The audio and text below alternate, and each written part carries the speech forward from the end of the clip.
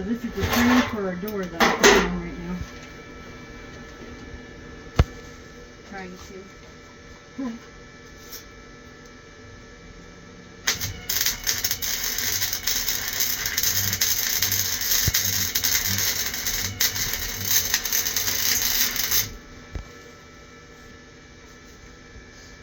Trying to get it even on here.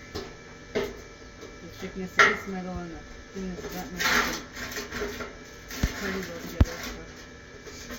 So to do a good weld on this, I have to get it hot and it works.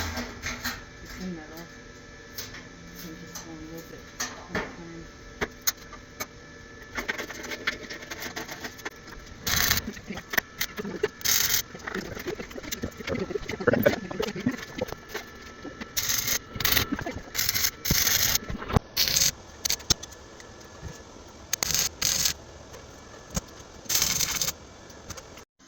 Well, after much anticipation, the gasket kit finally came for the door, and silicone cement and the gasket tape.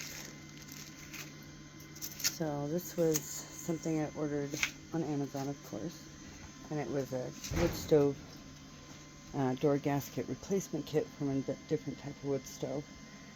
And when I close the door, I have about a 1/2 inch gap that I need to fill for it not to leak.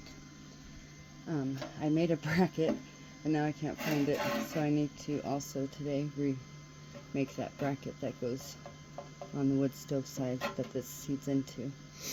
So I ordered a 3/4 inch gasket, so we're going to install that today.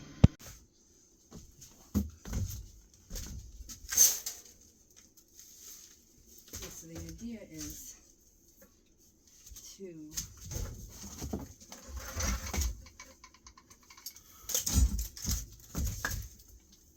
take enough metal away from the edges that the gasket's going to sit in for part of the gasket to sit in there and give it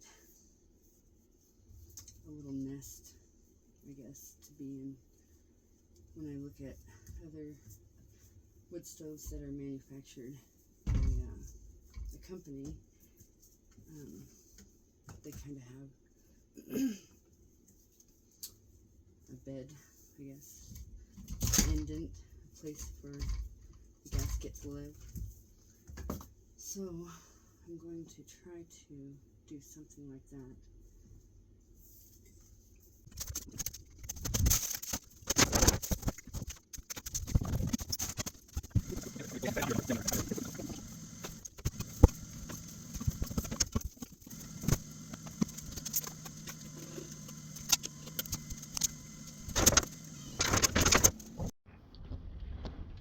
So as an artist, I don't know how many of you can relate to this, but nothing is ever truly finished that I create because there's always improvements or design details that can be changed or whatever. But this is functional, and I'm happy with it for now.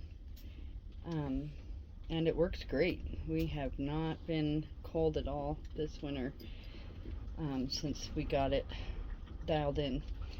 So completely made this all by myself out of a drum, 55-gallon drum, and some metal pieces I had laying around, and a damper, and blah blah blah, other pieces and parts. The legs are off of a table that we had.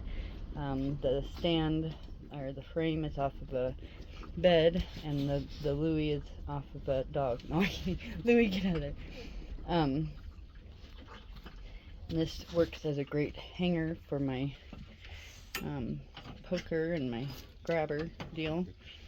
And underneath there is brick and mortar. This is the door that I made, and the handle, and the clasp, or whatever you want to call it, that I welded on there. It's not the prettiest, but again, whatever. These fans are awesome. This one on the left's not working as well as it did when I first got it, because it may have decided to go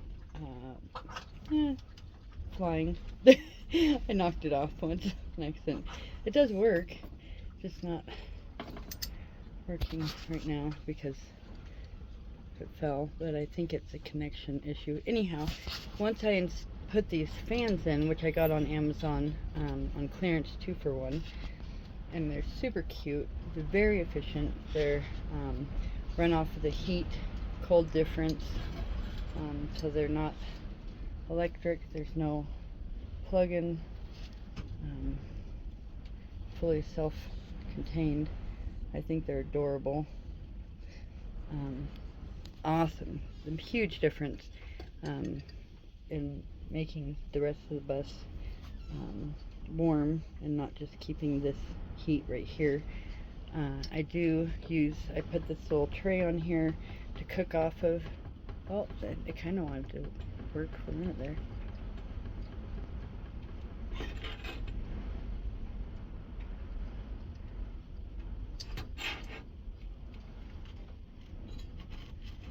Come on, little fan that could. Anyways, I put these over here, or I move them off of here, or to the side or whatever. And I do cook on this, as you can probably tell.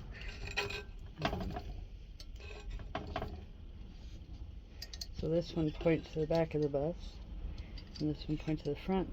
And when I first got them, I was like, this is not, I can't like feel like a fan, like the air movement, but night and day difference for the rest of the bus. Once they were put in, I put a damper in the pipe here. I installed that. There's a thermostat there, and then another thermostat there, so I can see what temperature I'm cooking at. I've got little dampers underneath. I've got 2 more I need to install. One's right there, and they open and shut. They work really well. So you can see right there, I have another one of those that goes right there, and another one that goes under there. No, wait, get out of there. Hi, you got soot all over you now. Silly boy. So yeah, the window's not out, it's just open. Sorry. It's just open, and then a piece of metal with a hole cut in it. I traced the pipe and then cut the hole. I put multiple layers of fireplace gasket around the hole to try to, close that hole up, but it doesn't seem to work very well. And I put a fireplace gasket around the base there, and it just burns right off. It's not supposed to, but it does, so that's shitty because it's kind of expensive. But this thing gets hot enough that it doesn't really smoke out those spots at all, so I haven't been too concerned about it. Then down here that's where the oxygen feeds into. I have a little door that I made that goes on there. It's got a gasket on one side and then something like that. It sits in there, but I hardly ever use it. Actually, I never use it.